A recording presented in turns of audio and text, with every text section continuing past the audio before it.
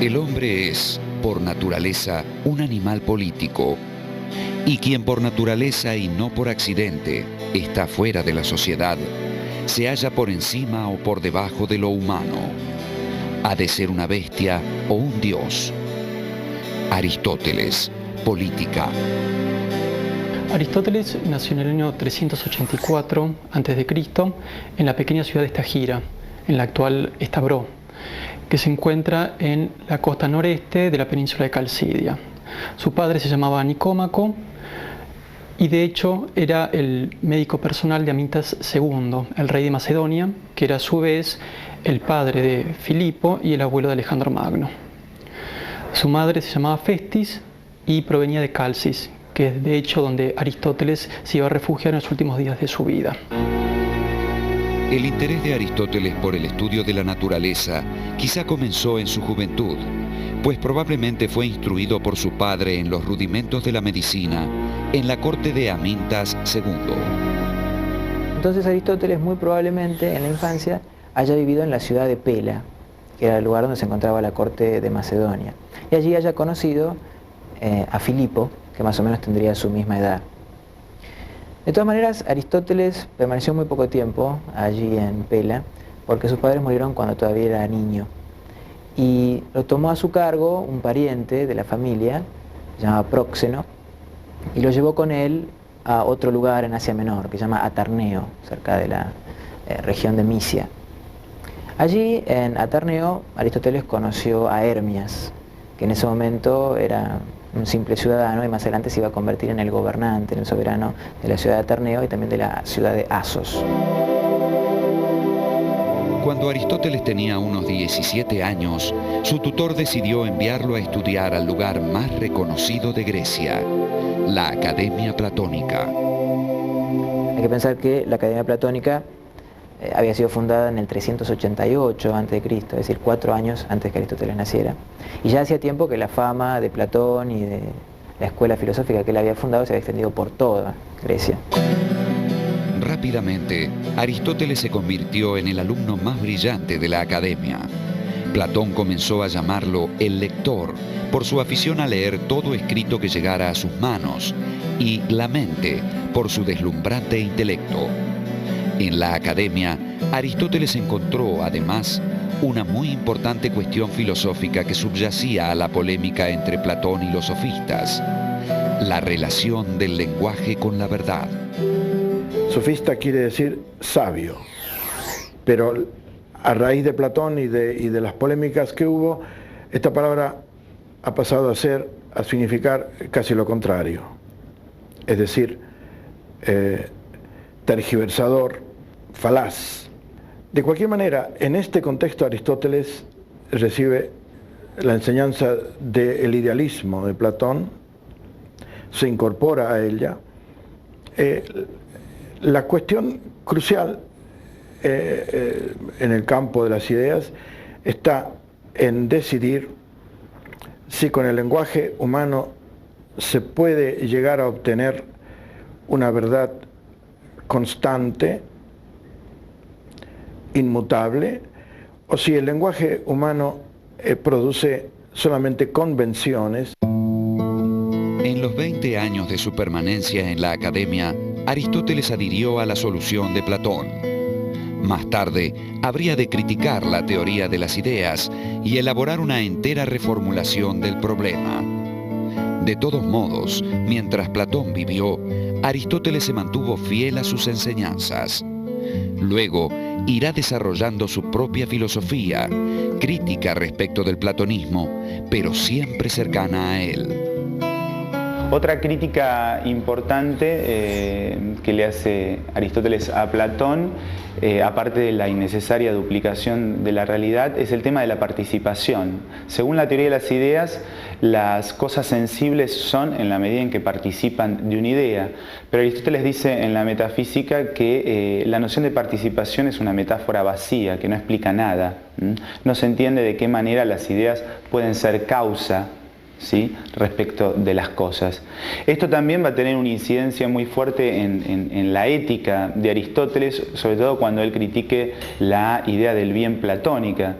Podría decir que la diferencia central pasa por lo siguiente. Tanto Platón como Aristóteles creen que hay algo que es la forma, la esencia de las cosas. Los dos apuntan a eso y creen que la filosofía tiene que apuntar a eso. Pero la diferencia es que Platón pone esa esencia en un ámbito trascendente y Aristóteles la ubica en un plano inmanente. La diferencia entre la filosofía de Aristóteles y la de su maestro no se definiría hasta después de la muerte de Platón. Cuando Platón muere, Aristóteles decide retirarse de Atenas, probablemente por dos motivos. Por un lado, por cuestiones políticas. Ya en esta época había conflictos entre Atenas y Macedonia. Y por otro lado, por cuestiones filosóficas. Cuando Platón muere, o antes de morir, decide dejarle la conducción de la academia a su sobrino Espeusipo, que justamente representaba una de las tendencias de la filosofía platónica que a Aristóteles menos le agradaban. Entonces, por eso Aristóteles decide retirarse. Aristóteles viajó a Aterneo, donde se encontró con su amigo Hermías, soberano de la ciudad. Junto con dos platónicos, Erasto y Corisco, fundó una escuela filosófica en la ciudad de Asos. Filipo decide llamar a Aristóteles para que sea el preceptor de Alejandro Magno, que en ese momento ya tenía 13 años. Entonces Aristóteles decidió viajar y aceptar la invitación de Filipo, y poco tiempo después de que se fue, Hermias cayó en poder de los persas y lo torturaron para que él revelara secretos que sabía de la invasión que estaba preparando Filipo de Persia. Aristóteles se conmovió mucho por esa muerte heroica, porque en ningún momento reveló los secretos de Filipo, y le dedicó un poema que más adelante le iba a traer problemas, porque los atenienses lo iban a acusar de irreligiosidad y de impiedad por haber compuesto un poema a una persona que más parecía ser digno de un dios que de un ser humano. El poema a Hermías no fue el único homenaje que Aristóteles rindió a su infortunado amigo. Hermías no tenía más familiares que una hermana menor, cuyo nombre era Pitia. Aristóteles se hizo cargo de ella y poco tiempo después la desposó. Mientras, se dedicó a la formación del joven Alejandro. En el año 340, al morir Filipo, Alejandro fue nombrado regente de Macedonia. Aristóteles volvió entonces a Estagira, su ciudad natal. Luego de pasados 5 años allí en Estagira, en el 335, Aristóteles vuelve a Atenas. Era un hombre que tenía 50 años, era sin duda el pensador más famoso, más reconocido de toda Grecia. Y en ese momento la sucesión de la academia había pasado a manos de Genócrates, de quien Aristóteles en un primer momento había sido amigo y había compartido doctrinas filosóficas, pero ahora se había distanciado mucho de él. Entonces decidió fundar una escuela por su cuenta, ahora sí distinta de la academia, incluso opuesta a la dirección y al pensamiento de la academia. Aristóteles alquiló unas casas que estaban junto al santuario dedicado a Apolo Liceo. De ahí tomó su nombre la escuela aristotélica, el Liceo. En el terreno arrendado había además un jardín que tenía senderos. A Aristóteles le gustaba pasear por este lugar mientras daba sus clases de la mañana, dedicadas a los discípulos más avanzados. Como en griego, paseo o lugar de paseo se dice perípatos, los asistentes a esas clases fueron llamados peripatéticos. Los apuntes correspondientes a las clases que impartía Aristóteles por la mañana son lo que se ha llamado escritos esotéricos y son los que conservamos. De los otros, llamados exotéricos, solo nos han llegado algunos pocos fragmentos. Respecto a las obras de Aristóteles, hay que distinguir entre obras exotéricas y obras esotéricas, con X, exotéricas, y esotéricas con S. Las obras exotéricas son, al parecer, las obras que Aristóteles había destinado a la publicación, eran, según testimonios, diálogos a imitación de los de Platón o parecidos a los de Platón. Pero el problema es que las obras que supuestamente Aristóteles destinó a la publicación no se conservaron, o mejor dicho, se conservan solo fragmentos. Lo que sí constituye el corpus aristotélico son las llamadas obras esotéricas, las obras destinadas a un auditorio de alumnos. Básicamente lo que se conservan de Aristóteles son notas y apuntes de clase. De allí el tono bastante árido y elíptico que tienen las obras de Aristóteles. Según Cicerón, los diálogos hoy perdidos de Aristóteles eran un río de oro por su elocuencia y su lenguaje elegante y preciso. Además de las obras esotéricas y exotéricas, también integran el corpus una serie de recopilaciones sobre temas muy diversos y una cierta cantidad de obras cuya atribución a Aristóteles resulta dudosa. La obra aristotélica en su conjunto, o al menos lo que conocemos de ella, demuestra la amplitud de sus intereses intelectuales. Lógica, física, biología, ética, metafísica y política, entre otros. Bajo la dirección de Aristóteles, el Liceo se constituyó en un foco de cultura y no dudó en fundar la primera gran biblioteca de la antigüedad, como también un gran museo y un zoológico. Por lo que sabemos, Alejandro subsidiaba al Liceo y eso fue lo que le permitió a Aristóteles conseguir un gran número de volúmenes, por la cual hizo una gran biblioteca, que de hecho iba a ser un anticipo de la escuela de Alejandría, de la biblioteca de Alejandría, y por otra parte logró conseguir gran cantidad de mapas y gran cantidad de animales para hacer un zoológico. Los años en que dirigió el Liceo fueron los más productivos en la vida de Aristóteles. De esta época data la mayor parte de su obra, y aunque solo una parte de ella haya llegado hasta nosotros, sabemos que era vastísima. Los escritos conservados llenaron 106 rollos de papiro de los 550 que, según el catálogo alejandrino, ocupaba antiguamente su producción escrita total. Los escritos conservados alcanzaron para fundar el pensamiento científico del helenismo y a través suyo de los futuros mundos árabe y europeo. Hay una paradoja en Aristóteles. Es un científico que comete grandes errores. Se podrían mencionar muchos. En medicina, por ejemplo, obstinadamente sostiene que el centro de la organización fisiológica es el corazón y no el cerebro. Y así podríamos agregar muchísimos otros errores. Sin embargo, Aristóteles sobrevive y pervive todavía porque tiene un método y una forma de ver las cosas con una impresionante capacidad de reelaboración. Aristóteles acomete de alguna manera la primera sistematización o clasificación de las ciencias en la metafísica. Allí divide a la ciencia o el pensar discursivo en tres clases. Estarían las ciencias productivas, las ciencias prácticas y las ciencias teóricas. Las ciencias productivas apuntan a la producción de objetos bellos y útiles. Las ciencias prácticas se ocupan de la acción y ahí encontraríamos a la ética y a la política, y las ciencias teóricas que se ocupan del conocimiento por el conocimiento mismo. En esas ciencias teóricas Aristóteles ubica a la física, ubica a la matemática y ubica a la teología o filosofía primera, o lo que se debe llamar metafísica, como ciencia suprema, ¿sí? En la medida en que tiene como objeto esas realidades inmateriales e inmóviles que son lo divino, ¿no? Que implican lo divino. El ser humano, Aristóteles lo definía así, es un animal racional. Entonces, nuestro conocimiento primero parte de los sentidos, de la experiencia. Y una vez que hemos captado, mediante nuestro conocimiento sensible, nuestra inteligencia puede realizar una labor de abstracción desde esos datos sensibles.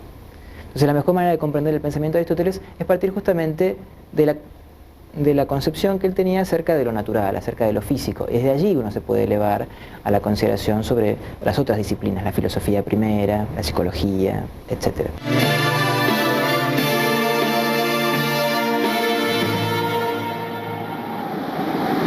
Puesto que el pensamiento de Aristóteles partía de la observación, su primer problema fue el del cambio. El pensamiento anterior había opuesto el cambio al ser. Por su parte, Aristóteles acuñó la noción del ser en potencia, que no es un no ser y tampoco un ser pleno, lo que en la terminología aristotélica se denomina ser en acto. Esta noción le permitió explicar el cambio como un paso del ser en potencia al ser en acto. Así, por ejemplo, la madera es una mesa en potencia y la mesa, por otra parte, es una madera en acto. Para explicar el cambio al que todas las cosas del mundo están sometidas, hay que pensar que en cada caso hay algo que cambia. Aristóteles llamó ousia a ese algo. La palabra griega ousia designaba el verdadero valor de una propiedad puesta como garantía en una transacción comercial. La ousia de un terreno era lo que ese terreno auténticamente valía, lo que objetivamente representaba, su realidad. La palabra fue traducida luego por los romanos como sustancia, es decir, lo que está por debajo, lo que sostiene. Lo sostenido por la sustancia son los accidentes. Una silla puede ser más vieja o más nueva, más clara o más oscura, pero seguirá siendo lo que es. Podemos hablar de la realidad o del ser en sentido categorial, y ahí aparecen las 10 famosas categorías de Aristóteles, que son los predicados más generales para hablar acerca de la realidad, ¿sí? Son de alguna manera la constante, ¿sí? O las constantes a partir de las cuales se llenan los distintos accidentes. En cuanto al cambio, Aristóteles propuso 2 causas intrínsecas y 2 extrínsecas. Esas 4 causas serían las necesarias para explicar todo cambio. Aristóteles considera que solo los compuestos de materia y forma pueden cambiar. Para Aristóteles es la materia lo que implica la potencialidad. A su vez, Aristóteles reconoce 4 tipos de cambio. Los cambios se refieren a las distintas categorías. En primer lugar, tenemos el cambio de la sustancia. A este cambio Aristóteles lo llama respectivamente generación y corrupción. El cambio aplicado a la categoría de cualidad se llama alteración. El cambio aplicado a la categoría de cantidad se llama aumento y disminución. Y el cambio aplicado a la categoría de lugar es la traslación o el movimiento propiamente dicho. Aristóteles considera que la materia y la forma son las causas intrínsecas del cambio. Pero aparte de las causas intrínsecas del cambio, se encuentran las causas extrínsecas, que son la causa eficiente o agente y la causa final. Volviendo al ejemplo de la madera y la mesa, para Aristóteles el carpintero es la causa eficiente, es el que hace que esa madera se transforme en la mesa. Y la causa final es aquello para lo cual es hecho el objeto. En el caso de la mesa, apoyar un libro sobre ella, por ejemplo. Aristóteles llega a mostrar así que el movimiento no es algo que excluya al ser, sino que por el contrario lo supone.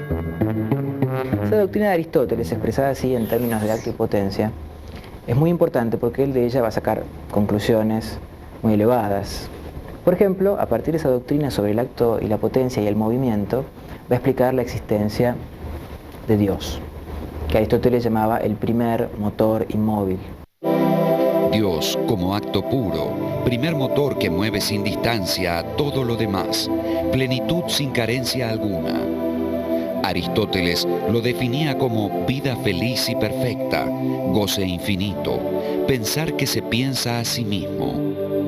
El hombre puede tener solo un atisbo de esa plenitud gozosa en la medida en que participa de la inteligencia contemplativa.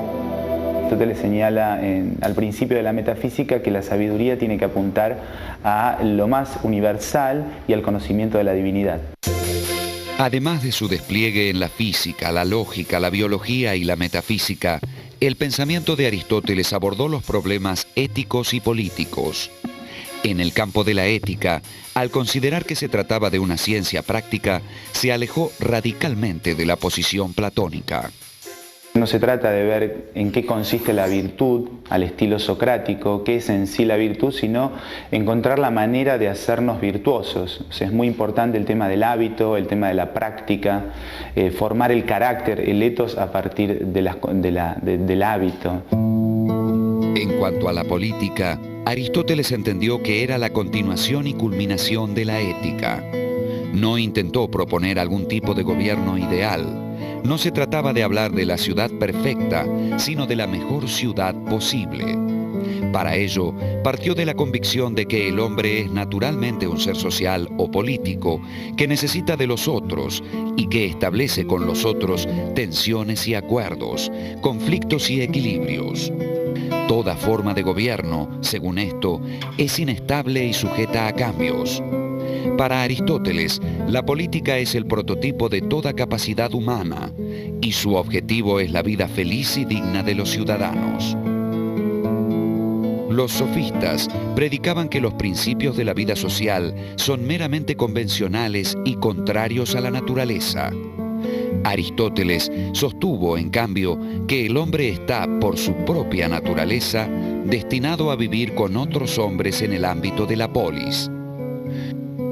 Los sofistas afirmaban también que el Estado surge artificialmente de un contrato que restringe la libertad de cada uno en defensa de sus intereses mutuos. Pero Aristóteles mostró que nadie es libre ni plenamente humano fuera de la comunidad política y que ella no se organiza solo en torno de necesidades comunes, sino también por objetivos compartidos entre sus integrantes. Entonces Aristóteles, en vez de crear nuevas ciudades ideales, se pone a estudiar las ciudades reales y escribe un libro que está publicado, está traducido al castellano también, que se llama La Constitución de Atenas, que era una especie de archivo de qué había ocurrido en la Atenas del siglo V y parte del IV. Y analiza la enorme documentación que va archivando, y en ese análisis está su teoría política. La teoría del equilibrio entre las fuerzas, la teoría del equilibrio entre la posesión económica de los ciudadanos, la teoría de la relación entre monarquía, aristocracia y democracia, donde no aparece un programa absoluto, es decir, ideal.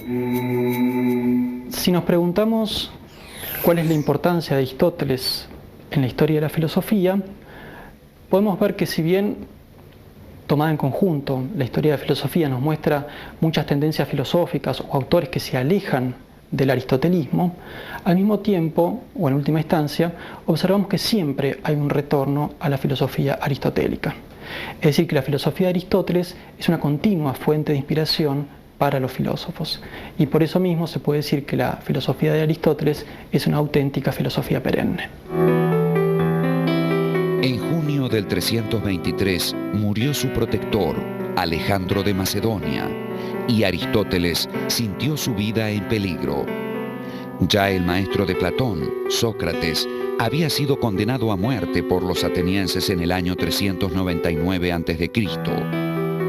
Aristóteles, en una carta a un amigo, explicó que abandonó Atenas en el 323 para impedir que los atenienses pecaran por segunda vez contra la filosofía. Al dejar Atenas, Aristóteles se instaló en la casa de la familia de su madre, en Calcis, Eubea.